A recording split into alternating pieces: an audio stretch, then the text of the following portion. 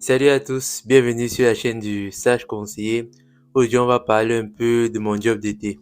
Comme vous avez pu le constater dans mon vlog intitulé De Valenciennes à Paris pour un job d'été, je suis ici à Paris, ça fait déjà presque un mois et je suis arrivé, j'ai postulé dans plusieurs magasins pour essayer de trouver un job d'été et j'ai pu avoir 5 retours favorables après l'étude de mon CV. J'ai été appelé par Bershka de Créteil, par Zara de Belle-Épine, Carrefour de Belle-Épine également, SRJ Marketing de Montreuil et le reste c'est initial à travers Samsic, une boîte d'intérim. Bon, pour aller depuis le début, donc j'ai postulé à Bershka et je crois 3 jours après, ils m'ont répondu, ils m'ont appelé pour passer un entretien. Je suis arrivé là-bas, j'ai passé l'entretien assez bien passé et ils m'ont demandé de rapporter mes documents. Donc, je suis passé après, je crois, 3 jours parce qu'il fallait faire mon dossier, imprimer mon dossier, mon casier judiciaire en fait. Donc, il me fallait imprimer ça et ça prend du temps pour faire la demande. Je crois que ça fait un jour, deux comme ça. Je suis arrivé là-bas. À ma grande surprise, c'était plus l'homme avec qui j'ai passé l'entretien. C'était maintenant une dame la responsable. Je suis arrivé, je me suis présenté. Je lui ai fait comprendre que j'ai passé un entretien avec un homme et il a admis mon dossier. Il m'a demandé de venir avec mes documents pour signer un contrat. Bon, pour ceux qui ne savent pas, Bershka, c'est un magasin de vente de vêtements pour les jeunes et pour les grandes personnes. Donc, ce jour, je suis venu avec tous mes documents, mes pièces d'identité, mon visa, dossier casier judiciaire, tout, attestation d'hébergement et tout ça. Et dès que je viens, je rencontre la dame, je lui dis j'ai passé l'entretien. Déjà, elle prend du recul et elle me regarde de la tête aux pieds, elle se met à me scanner. Après, elle part au niveau de la caisse, elle part voir les filles de la caisse, c'est pas ce qu'ils ont dit là-bas. Ils ont commencé à me regarder un peu bizarrement, je ne comprenais pas pourquoi. Après, elle est revenue vers moi et elle m'a fait comprendre que bon, l'homme s'est trompé, bon, ils sont pas vraiment dans le besoin actuellement. Sûrement, il n'a pas apprécié mon profil.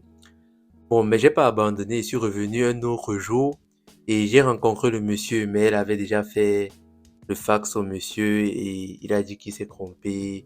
Il n'avait pas réellement besoin de quelqu'un. Bon, c'est passé. En rentrant ce jour-là de Créteil, j'ai été appelé par Zara de Belle-Épine et je suis venu passer l'entretien le samedi qui venait juste après. Donc, j'ai passé l'entretien, ils ont apprécié et ils m'ont demandé de venir avec mes documents.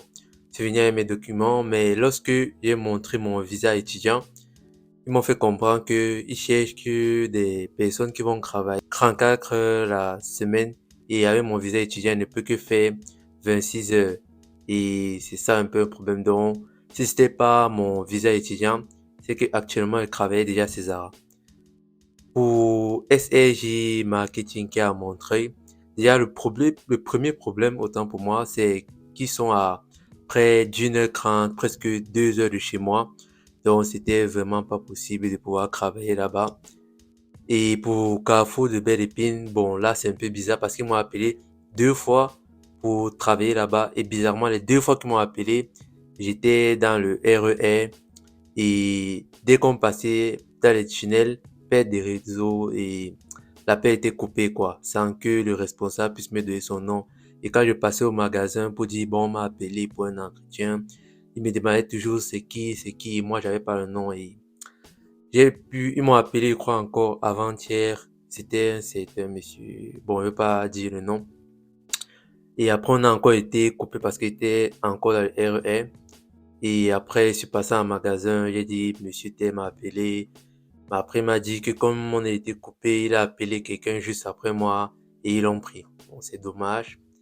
Et bon, j'ai continué de postuler. J'ai pas abandonné, j'ai continué à postuler. Même dans des boîtes d'intérim. Et Samsic, toujours une boîte d'intérim, ils m'ont appelé pour une mission de 2 jours dans une société de blanchisserie nommée Initial. Donc, je suis parti là-bas pour la mission de 2 jours et il y avait une possibilité d'embauche.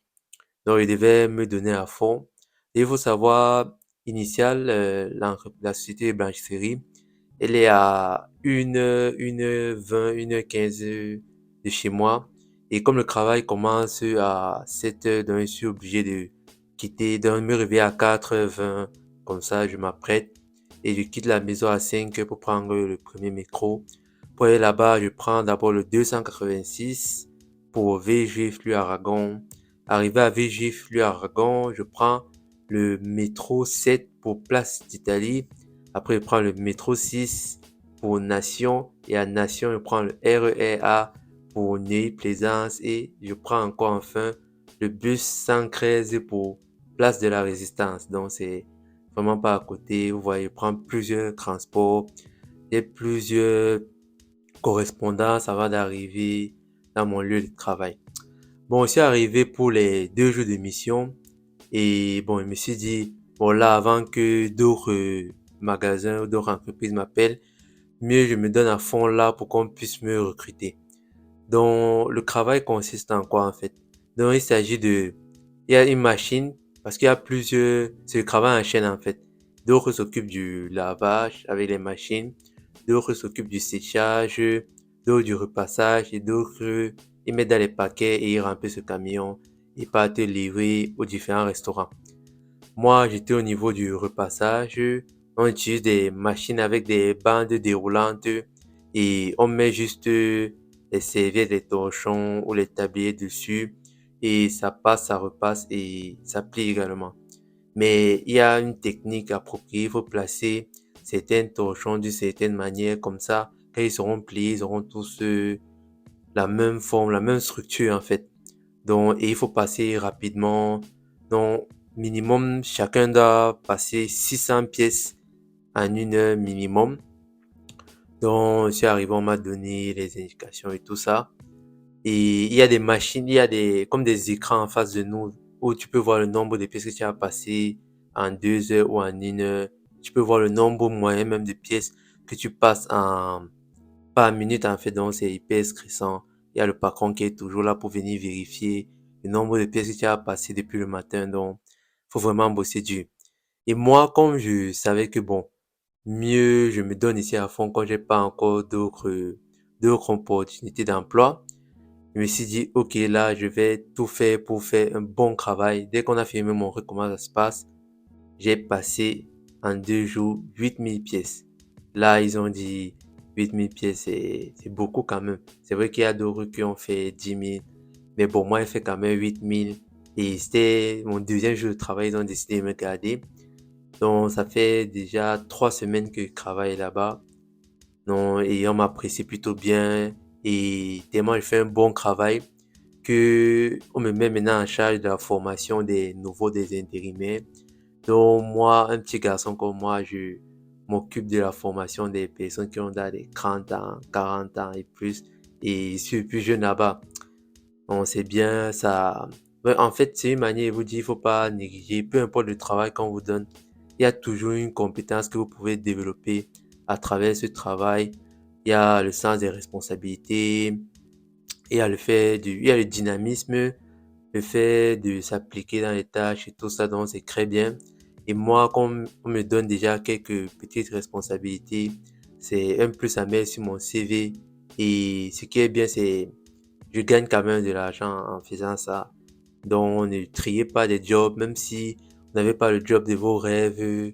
Si vous avez une opportunité, prenez cette opportunité-là et travaillez, donnez-vous à fond. Moi, c'est ce que je fais. C'est mieux, en tout cas, de travailler peut-être comme, je sais pas, ménager, je sais pas, nettoyer même les routes et avoir des sources de revenus que de rester à la maison, ne rien gagner. Et c'est bien, tu gagnes ton argent honnêtement. On ne veut pas entrer dans les détails. Donc, c'est un peu ça.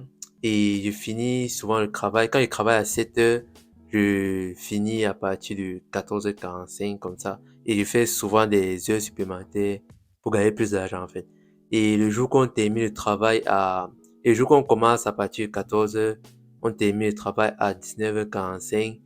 Bon, le temps de me changer et tout ça. Donc, j'arrive facilement à la maison à partir de 21h30, presque 22 heures. Donc, vous pourrez imaginer. Et je fais le même train tous les jours, tous les jours, tous les jours. Bon, sauf le week-end en fait. Et avec les grèves, il n'y a plus de transport, donc j'arrive à la maison vers les 22 heures et je marche sur des longues distances à pied. Mais ça va, c'est un sacrifice. Quand tu t'es fixé des objectifs dans la vie, il faut te battre pour pouvoir les réaliser, c'est un peu ça. Donc, je sais que actuellement beaucoup de personnes sont en train de clôturer leur procédure, ils vont bientôt voyager entre le mois de juillet et août qui arrive.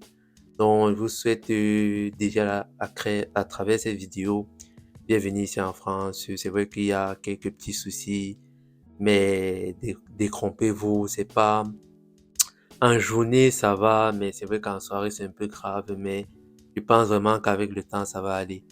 Donc, venez, ne perdez pas le temps, travaillez, ne vous embrouillez pas et essayez de gagner de l'argent pour déjà être responsable de vous-même. Et comme j'ai dit dans ma dernière vidéo, donner un coup de main à vos parents, c'est très important. Et n'oubliez pas aussi de vous amuser parce que vous allez rester trop stressé et après vous aurez mal à la tête. Donc, bonne chance à vous dans vos refaits de procédure et on se voit à la semaine prochaine pour une nouvelle vidéo. Surtout, don't forget to subscribe to my channel.